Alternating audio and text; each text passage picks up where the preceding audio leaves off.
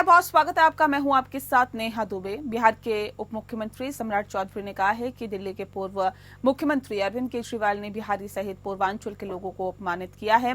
प्रदेश भाजपा कार्यालय में पत्रकारों से बातचीत में उप मुख्यमंत्री ने कहा है कि पूर्वांचल के लोगों को बार बार अपमानित कर रहे हैं और बिहार और यूपी के लोग कभी भी किसी पर बोझ नहीं बनते हैं, बल्कि जिनके साथ ये होते हैं उनका सौभाग्य होता है। बिहार और पूर्वांचल के लोग चुनाव में इसका बदला लेंगे। और उप मुख्यमंत्री ने कहा है कि ये वही केजरीवाल है जो कहा करते थे कि बिहार के लोग 500 का टिकट कटवाकर दिल्ली इलाज के लिए पहुंच जाते हैं। आज बिहार के लोग, जो बिहार के 1,21,00,000 लोगों को प्रधानमंत्री नरेंद्र मोदी द्वारा आयुष्मान योजना के तहत कार्ड दिया गया है और उनका मुफ्त में इलाज करवाया जा रहा है। केजरीवाल ने आरजेडी अध्यक्ष लालू प्रसाद यादव को भ्रष्टाचारी और अपराधी कहा है और आज उन्हीं का परिवार केजरीवाल की गोद में खेल रहा है। केजरीवाल 13 साल तक दिल्ली के मुख्यमंत्री रहे और वह शीश महल बना रहे हैं। लालू प्रसाद यादव को बताना चाहिए कि वे किसके साथ हैं। केजरीवाल की पार्टी रोहिंग्याओं का नाम मतदाता सूची में जुड़वाना चाहती है। इसलिए एकदम अरविंद केजरीवाल जी को 2025 के चुनाव में पूर्ण रूप से बिहार और यूपी के लोग बदला लेंगे और उनको सत्ता से बाहर करने का काम। और मैं जानना भी चाहता हूं लालू प्रसाद जी से कि आप केजरीवाल जी के साथ खड़े हैं जिसने बिहार के लोगों को अपमान किया और सबसे पहले आप ही का अपमान किया। आपको ही गाली देने का काम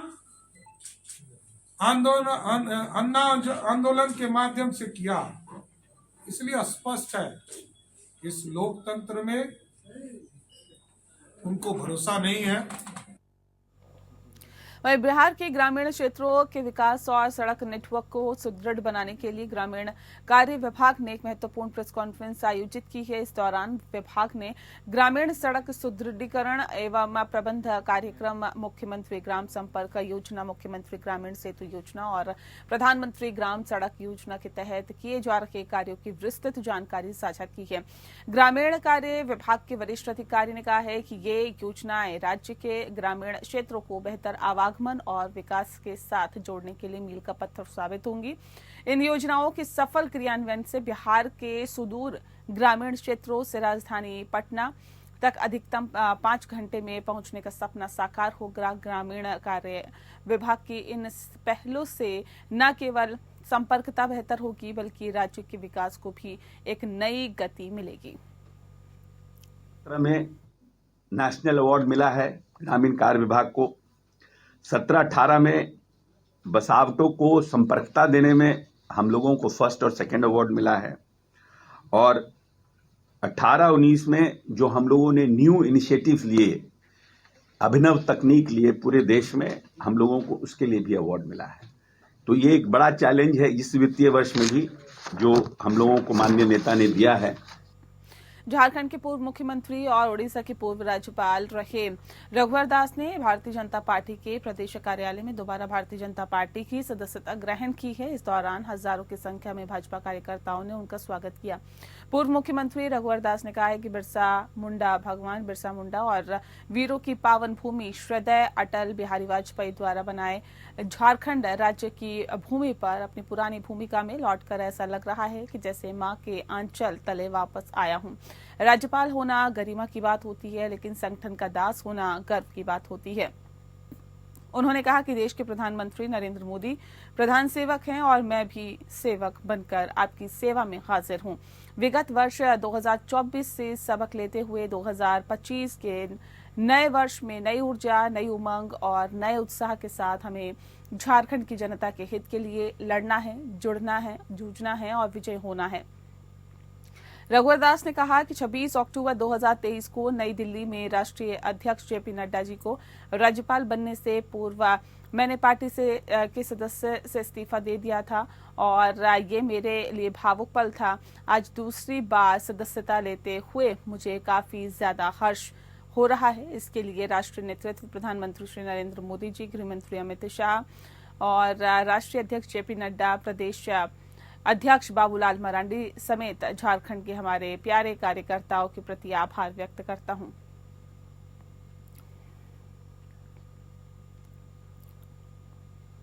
वहीं झारखंड के श्रम नियोजन मंत्री संजय यादव शुक्रवार की देर रात देवघर पहुंचे, जहां पर उन्होंने पदाधिकारी के साथ बैठक कर कई महत्वपूर्ण दिशा निर्देश दिए। देवघर पहुंचने के बाद मंत्री Sanjay Yadav plastic factory, rice mill, आरोग्य भवन सहित विभिन्न स्थानों का जायजा लेने पहुंचे। जायजा लेने के बाद जहां भी उन्हें कमी खामी दिखाई दी, उसे दूर करने के लिए अधिकारियों को दिशा निर्देश भी दिए गए। मीडिया से खास बातचीत करते हुए मंत्री संजय यादव ने कहा कि जब से उन्होंने अपने विभाग का कार्यभार संभाला है, तब से उनकी पहली प्राथमिकता रही है कि झारखंड के बाहर रह रहे मजदूरों को ज्यादा से ज्यादा लाभ मिल सके। उन्होंने कहा कि संथाल क्षेत्र में रहने वाले ज्यादातर लोग राज्य के बाहर मजदूरी करने जाते हैं, इसीलिए संथाल क्षेत्र के अधिकारियों को विशेष दिशा निर्देश दिए गए हैं, जो कि मजदूर बाहर रह रहे हैं उनका ख्याल रखा जाए। यदि बाहर रह रहे मजदूरों को किसी भी तरह की स्वास्थ्य लाभ या आर्थिक लाभ की आवश्यकता होती है तो उन्हें तुरंत झारखंड सरकार की तरफ से पहुंचाया जाए। वहीं उन्होंने बाहर रह रहे सभी मजदूरों के रजिस्ट्रेशन करवाने की भी बात कही है। वहीं झारखंड के विभिन्न जिलों के अभ्यर्थियों द्वारा चौकीदार बहाली परीक्षा रद्द किए जाने की मांग पर मंत्री संजय यादव ने कहा कि ये डीसी स्तर पर बहाली की गई है, उन्हें इसकी जानकारी मिली है, जल्द ही वह इसको लेकर अधिकारियों से बात करेंगे। वहीं विपक्ष द्वारा वृद्धा पेंशन और विधवा पेंशन जैसी राशि पर रोक लगाने को लेकर मंत्री संजय यादव ने कहा है कि वह भारतीय जनता पार्टी का झूठा प्रचार है और राज्य सरकार ने पिछले दिनों हुई बैठक में ये तय कर दिया है कि राज्य सरकार की तरफ से मिलने वाले पैसे लोगों को दिए जाएंगे और भारत सरकार की तरफ से मिलने वाली राशि अभी तक आवंटित क्यों नहीं की जा रही है। इस पर भारतीय जनता पार्टी अभी भी चुप्पी साधे हुए हैं। देर रात कार्यकर्ताओं से मिलने के बाद मंत्री संजय यादव गोड्डा के लिए रवाना हो गए।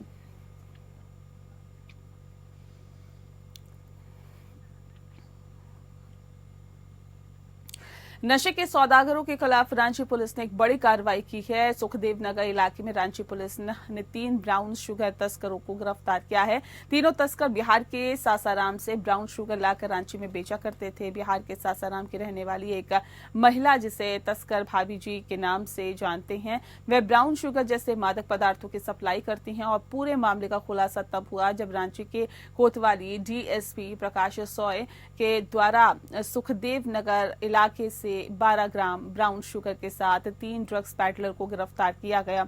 रांची के सिटी एसपी राजकुमार मेहता ने बताया कि गुप्त सूचना मिली थी कि सुखदेव नगर थाना क्षेत्र के बाद मैदान के पास कुछ ड्रग्स पैडलर ब्राउन शुगर बेच रहे हैं। जानकारी मिलने के बाद एक टीम गठित नशे के तस्करों को दबोचने के लिए की गई और पुलिस की टीम भेजी गई। बड़ा मैदान से 3 ड्रग्स पैडलर ब्राउन शुगर बेचते हुए रंगे हाथों धरे गए। गिरफ्तार नशे के तस्करों में कन्हैया कुमार, हिमांशु ठाकुर और राकेश कुमार शामिल है।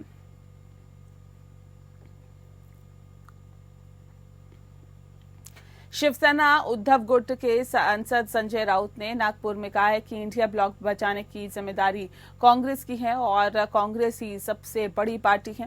इंडिया ब्लॉक बना था। बता दें आपको कि लोकसभा चुनाव लड़ने के लिए लोकसभा चुनाव के बाद इंडिया ब्लॉक की भी एक मीटिंग नहीं हुई है और ये मीटिंग बुलाने की जिम्मेदारी भी कांग्रेस पार्टी की थी। हम लोग अभी तक इंडिया ब्लॉक का संयोजक तक घोषित नहीं कर सके हैं। और वहीं संजय राउत ने कहा है कि नागपुर सहित जितने भी निकाय चुनाव होंगे, शिवसेना उद्धव ठाकरे गुट अकेले ही चुनाव लड़ेगा। इसमें कई कार्यकर्ताओं को चुनाव लड़ने का मौका मिलेगा, उनकी चुनाव लड़ने की इच्छा भी है।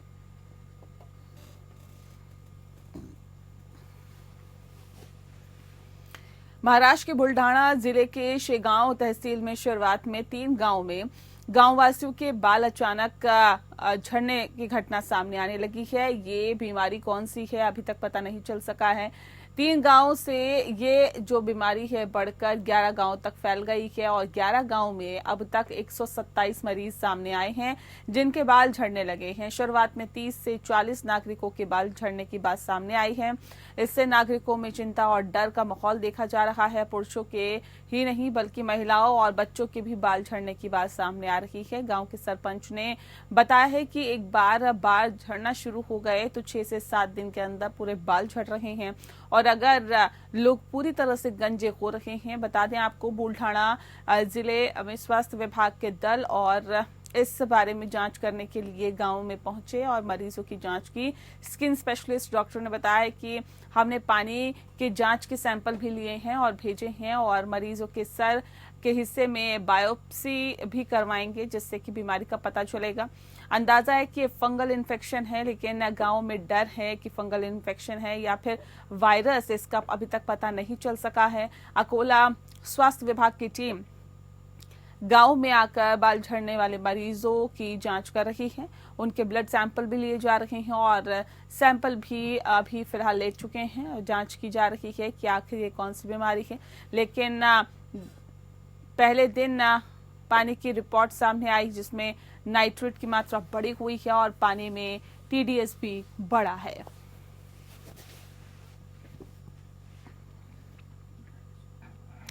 कैथल में हरियाणा के परिवहन, ऊर्जा एवं श्रम मंत्री अनिल विज ने कहा है कि अधिकारी आमजन की शिकायतों पर सुनवाई में तेजी लाएं और समय पर कार्रवाई करके उन्हें राहत पहुंचाए। कोई भी शिकायत लंबे समय तक लंबित न रहे। सरकार के लिए जनता के हित सर्वोपरि है और सभी को मूलभूत सुविधाएं और सेवाएं प्रदान करना सरकार और प्रशासन का दायित्व है। सभी विकास कार्यों को गुणवत्ता एवं तेजी से पूरा किया जाए। अगर लापरवाही पाई जाती है तो संबंधित अधिकारी के खिलाफ आवश्यक कार्रवाई अमल में लाई जाएगी। हरियाणा के परिवहन, ऊर्जा एवं श्रम मंत्री अनिल विज शुक्रवार को RKSD कॉलेज के हॉल में जिला कष्ट निवारण समिति की बैठक के दौरान संबंधित विभागों के अधिकारियों को आवश्यक दिशा निर्देश दे रहे थे। बैठक में कुल 13 मामले रखे गए, जिसमें 5 पुराने तथा 8 नए मामलों पर सुनवाई की गई है।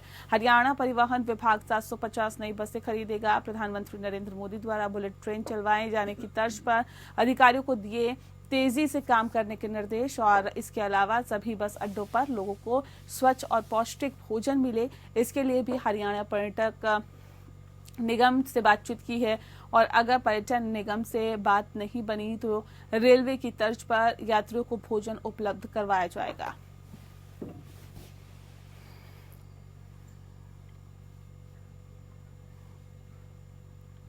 भिवानी में ठिठुरती सर्दी के मौसम में गौवंश को सर्दी से बचाने के लिए पशुपालन और डेयरी विभाग मुस्तैद हो गया है। जिला के उप निदेशक डॉक्टर रविंद्र सहरावत ने सभी पशु चिकित्सकों को हिदायतें जारी करते हुए कहा है कि वे गौशाला प्रबंधकों से मिलकर गायों को सर्दी से बचाने के लिए उपयुक्त उपाय करवाएं और जिन गौवंश को उपचार की जरूरत है उन पशुओं का समय पर उपचार करें और गौवंश की जान बचाएं। इसी कड़ी में पशु चिकित्सक डॉक्टर विजय संसनवाल ने गौशाला ट्रस्ट की गायों को ठंड से बचाने के उपायों की समीक्षा की और वहां कार्यरत कर्मचारियों को गायों को ठंड से बचाने के उपाय भी बताए हैं। बता दें कि उन्होंने कहा है कि गौशालाओं में शेड बने हुए हैं और जालियां लगी हुई हैं। उन जालियों पर तिरपाल इत्यादि जो है वो बांध कर रखे। पशुओं की शेड में मूत्र, गोबर इत्यादि को एकत्र न होने दें। धूप निकलने पर तिरपाल को हटाकर शेड में हवा को गुजरने दें, जिससे शेड में बदबू नहीं होगी। पशुओं के खाने से सूखे जो है वो तूड़े का अधिक उपयोग करें और फर्श पर भी बचा हुआ तूड़ा डालकर रखें, जिससे कि बैठने का स्थान गर्म रहेगा। डॉक्टर विजय संसनवाल ने कहा है कि सर्दी जिस प्रकार से मनुष्य को प्रभावित करती है उसी प्रकार से गौवंश को भी प्रभावित करती है। ऐसे में इस ठिठुरती हुई सर्दी से गौवंश को बचाने के लिए पशुपालन विभाग दिए गए उपायों का सख्ती से पालन करना होगा। केंद्रीय मंत्री ज्योतिरादित्य सिंधिया 2 दिवसीय दौरे पर चंदेरी रहे और केंद्रीय मंत्री ज्योतिरादित्य सिंधिया का भाजपा कार्यकर्ताओं ने भव्य स्वागत किया, आत्मीय स्वागत किया। रात्रि में टेंट सिटी पहुंचकर बैजू बावरा नाटक मंचन कार्यक्रम में शामिल हुए। रिट्रीट टेंट सिटी का भ्रमण भी किया।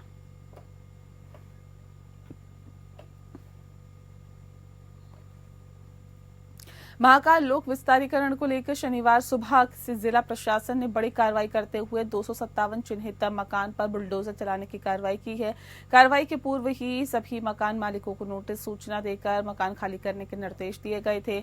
इसके बाद शनिवार सुबह बुलडोजर लेकर पहुंची प्रशासन की टीम ने भारी पुलिस बल की मौजूदगी में कार्रवाई को शुरू किया। इस कार्रवाई के लिए शुक्रवार शाम से जेसीबी और पोकलेन लेकर प्रशासन की टीम भारी पुलिस बल के साथ उक्त क्षेत्र में पहुंची थी, जहां पर फ्लैग मार्च निकालकर क्षेत्रवासियों को अपने मकान खाली करने की मुनादी की गई थी। एडीएम अनुकूल जैन ने जानकारी देते हुए बताया कि पूर्व में सभी मकान मालिकों को 33 करोड़ रुपए के लगभग मुआवजा दिया जा चुका है। आगामी समय में लगभग करीब 35 करोड़ रुपए मुआवजा दिया जाना शेष है, जिसकी कार्रवाई लगातार जारी है।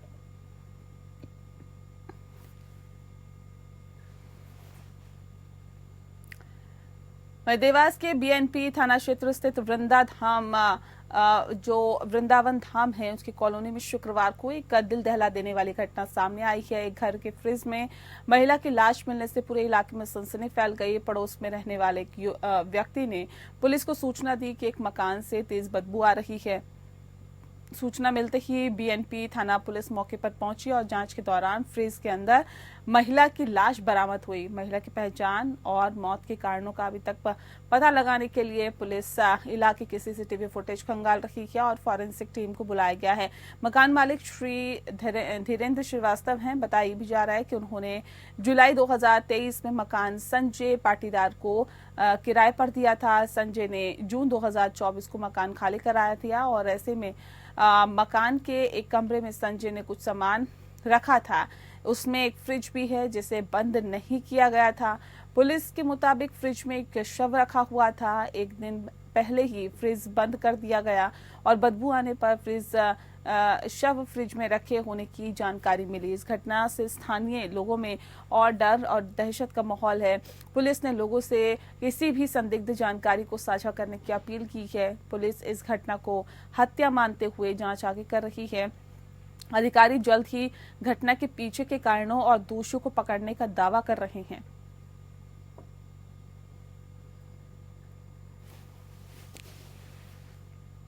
वहीं रायपुर नगरीय निकाय चुनाव ईवीएम से कराए जाने की पर प्रतिक्रिया व्यक्त करते हुए प्रदेश कांग्रेस संचार विभाग के अध्यक्ष सुशील आनंद शुक्ला ने कहा है कि पूरे प्रदेश में भाजपा सरकार के खिलाफ वातावरण है।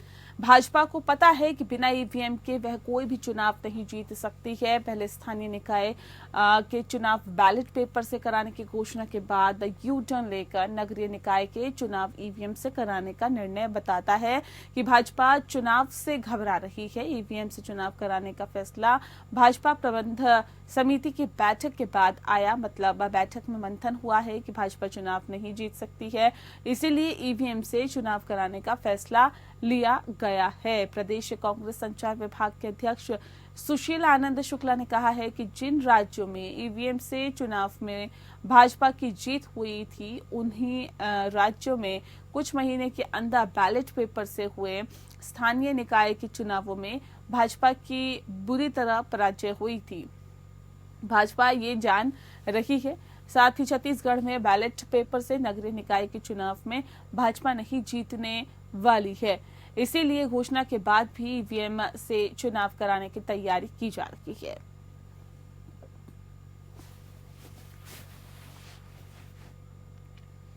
रायपुर में मोर मकान और मोर आवास योजना के तहत नगर निगम द्वारा सोनडोंगरी, मठपुरैना, कचना, दलदल सिवनी में निर्मित 176 नए आवासों को पात्रों को आवंटित किया गया है। बता दें आपको कि आवंटन लॉटरी से किया गया है। प्रधानमंत्री नरेंद्र मोदी की अगुवाई में केंद्रीय आवासन एवं शहरी कार्य मंत्री जनप्रिय प्रधानमंत्री आवास योजना के अंतर्गत मोर मकान मोर आवास के तहत ये पहल की गई है। लॉटरी पद्धति से पारदर्शिता के साथ ही आवंटन करने की कार्रवाई छत्तीसगढ़ राज्य के मुख्यमंत्री विष्णुदेव साय के नेतृत्व में उप मुख्यमंत्री नगरीय प्रशासन एवं विकास विभाग अरुण साव के मार्गदर्शन में ये काम किया गया है। इन पात्र किराएदार हितग्राहियों ने मोर मकान आस घटक के अंतर्गत प्रथम किश्त 10% राशि जमा की है। शेष राशि जमा करने पर उन्हें नए मकानों की चाबी सौंपी जाएगी।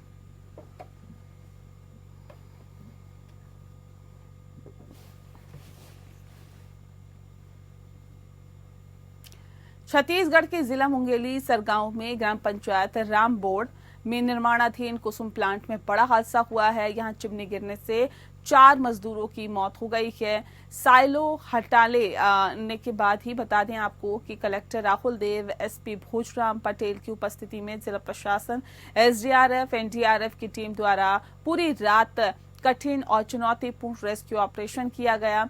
बताया ये भी जा रहा है कि लगभग 44 घंटे चले इस ऑपरेशन में राखड़ के मलबे में फंसे 3 शव को निकाल लिया गया है। शव को पोस्टमार्टम के लिए बिलासपुर सिम्स में भेजा गया है। बताया भी जा रहा है कि कुल मिलाकर 4 मजदूरों की मौत शासन के द्वारा FIR दर्ज कराने की बात कही गई है। उप मुख्यमंत्री अरुण साव ने शुक्रवार की रात मुंगेली जिले के पास सरगांव के पास स्थित स्टील फैक्ट्री में हुए दुर्भाग्यपूर्ण हादसे के बचाव कार्य का जायजा लिया और अधिकारियों से राहत बचाव कार्य की जानकारी दी है।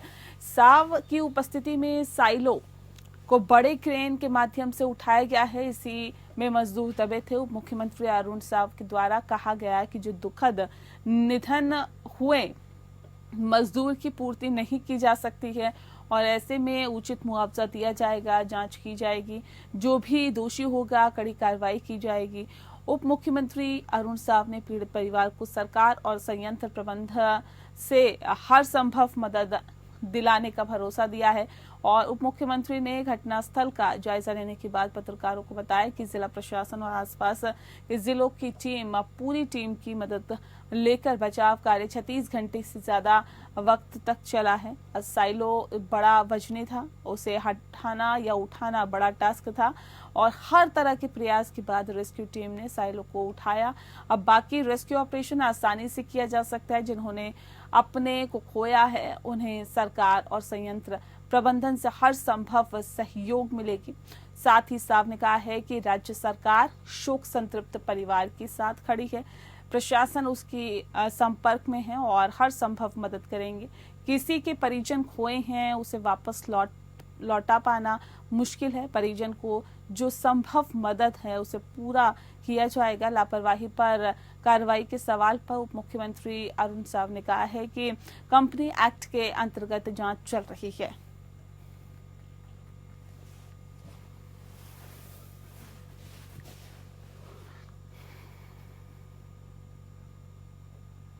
और बुलेटिन में फिलहाल के लिए इतना ही। नमस्कार।